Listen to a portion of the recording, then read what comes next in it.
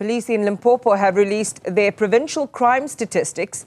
And while the province has reported a 3.1% drop in crime, a worrying trend of extortion seems to be on the rise. The provincial courts, though, have also been taking a tough stance against gender-based violence, with over 1,000 sentences handed out, 47 of which have been life sentences. Let's talk about the crime picture in the province with the Provincial Commissioner, Lieutenant General Thembi Hadebe. Good morning, Lieutenant General Hadebe. Thank you very much for your time. Welcome to the program. So there's some good news for you as a province. Crime going down in most categories, representing an overall decrease of 3%. You still hold the title of being the safest province. Talk to us about what you think worked in your policing strategy. I'm sure having more than 500 extra police officers would have helped. Yeah, let me say, Imani, good morning to you and to your listeners. The foot soldiers on the ground, more boots on the ground, contributes to these successes. Particularly, remember, we were in a festive season where there is influx of people, particularly in the province of Limpopo. But then the boost that we got from our new recruits, which we were able to also deploy throughout our hotspot areas, it assisted us. Not only that, we were hard at work in terms of our roadblocks, in terms of the Chanela operations that we do constantly and continuously so. Another thing is that we were able to analyze when is our crime taking place. We realized that as we work over the weekend with the Chanela operations, most of our crimes were happening during the weekend, during the night. So we had to change our operations to focus as to particularly when is the crime happening. And that assisted us a lot. Not only that as well, our community in Limpopo are one of the communities that will always melt your heart. They don't want crime. We will get calls all over, and what is pleasing is that our police officers, because they were on the ground, they were able to respond spontaneously and make good successes of that. And the community will applaud the police for doing that. Yeah. I think it's probably a good time to bring in Chanela again, because you've already mentioned it. I was going to come to it later. But when we think of enforcement and this nationwide operation Chanela, we think mostly, what you talked about, the roadblocks and, police visibility and so on the streets and in different communities. But the one thing I think the public may not know as much about is how that connects to awareness programs and campaigns in schools and communities that you've identified to be, the most vulnerable and most crime-riddled. Yeah, basically, visibility and also the awareness campaigns goes hand in hand. Not only that, also to indicate, to tell your community about the successes that you have, because then it motivates them also to come more often and to come and seek help to the police.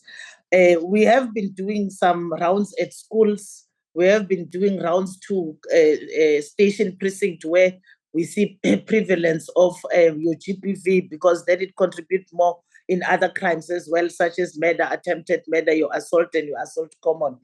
So we have been doing those awareness campaigns. We have been talking to the community on the ground, and that assisted us. We also gave them some hints as to how to prevent them to be victims of crime, and that has assisted a lot. All right. I want to go, and each province has problems that are almost unique, although this particular one I'm going to talk about is not entirely unique to Limpopo, but it's a rising issue nationwide. What are you going to do about these taxi patrollers? From what we're seeing, what we are hearing, they're forcing motorists to pay a fee if they have passengers. Sometimes these interactions become violent and threatening. How are you dealing with it? Yeah, honestly, it's the taxi patrollers are really creating a problem, particularly when it's peak times, and also trying to prevent other people from picking up those who are hitchhiking. I must say we have arrested some around in Mankweng and in Bilabila site, and also in Beggarsford area, where mostly of these stoppages are happening. The taxi patrollers, we had meetings with Bosantako. Our office of the MEC has been instrumental in talking to those issues. And our stand was one, is that we will not allow any criminal activity that is committed by these taxi patrollers, because we believe that what they are doing is crime, and that is why we have arrested some of them. And we are continuously monitoring, and we are continuously in talks with the taxi industries within our district so that they refrain from committing such crimes. I must say, we had also some other travelers, like from Gauteng, they were phoning and saying, Commissioner, thank you, your police have assisted me. Because then at the time when the taxi patrollers were stopping this particular individual, the police immediately responded. And we think these responses by our police officers monitoring our routes, it assists also to curtail what the taxi patrollers are doing from time to time. But Lieutenant General, they would be doing it at particular points. As you say, we've already identified places in Mankweng and Bela Bela where they, it seems to be rife. Are you just arresting them as a matter of course? I mean, and do they understand that what they're doing is illegal, that they are breaking the law? Because they do, from the reports we hear, they're really bullying to motorists. Quite correct. Their understanding is that they are paying taxes and no other people should. They're paying a tax. They're paying the installment for their taxes. When people are actually collecting people on the road, then they deprive them from making their business to run properly. But we have clearly indicated to them to say that is not allowed. Nobody must create an unlawful roadblock stopping people just because they have seen this person have given a lift to someone. What if this person was picking up a member of the family? And we have made our stance very clear in terms of that. And this arrest, we were making sure that it serves as a deterrent to the others that might also do the same. Yeah, because you can pick up anyone. You don't have to say it's my family member. You can pick up, literally, you have the freedom to pick up anyone, anywhere as a motorist in South Africa. Am I wrong? You are not wrong, quite correct. Any person has a right to stop and pick up any person to assist. What they are doing is actually pure criminal activity. All right.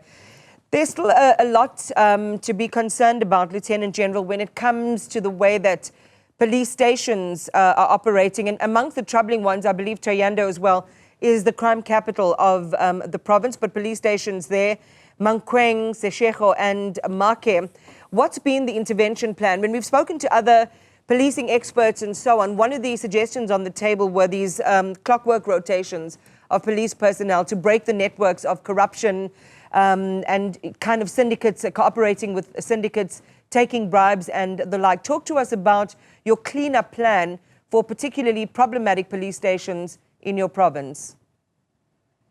Let me say, Iman, evident to the fight against corruption, you will note that we have made arrests for traffic officers in this province, a number of them. We have made arrests for our own members in our own establishment who committed crime, and we have suspended some of them, we have dismissed some of them, the departmental trials are still going on. Our plan and our stance is that we will not tolerate any corruption within our ranks. We'll make sure that any person who is who's acting contrary to the law will face and face the music. When it comes to Thohoyandou and the stations that you have mentioned, these stations are carrying a high load, a high volume of crimes. And we are monitoring them. And moreover, they have been cited in the top 30 at the national level. We're constantly on the ground in those stations, but there is a lot of communities, there's a lot of villages that are policed, perhaps like, for example, if I can make Thohoyandou. Thohoyandou is policing 442 villages on its own. And what we are trying at this point in time, we want to separate the station precinct of Thohoyandou and put another police station that will service some of the villages that are furthest to Thohoyandou. Over and above that, we are intensifying our sectors by capacitating them with police officers, as well as more vehicles that will run in the different station precinct. And we have tested that, and I can say in this particular time, Toyando is looking very good with what we have put in place. Yeah. We are still monitoring whether what we have introduced into Toyando will be working for us. And this quarter will determine whether we proceed or we have to still to change. But more of a game changer is the new police station that we urgently looking forward to establish it, so that it cater majority of some of the problematic areas in Toyando. All right. Otherwise, Toyando alone as a police station is unable to carry the load, also in terms of the capacity of personnel that it's having.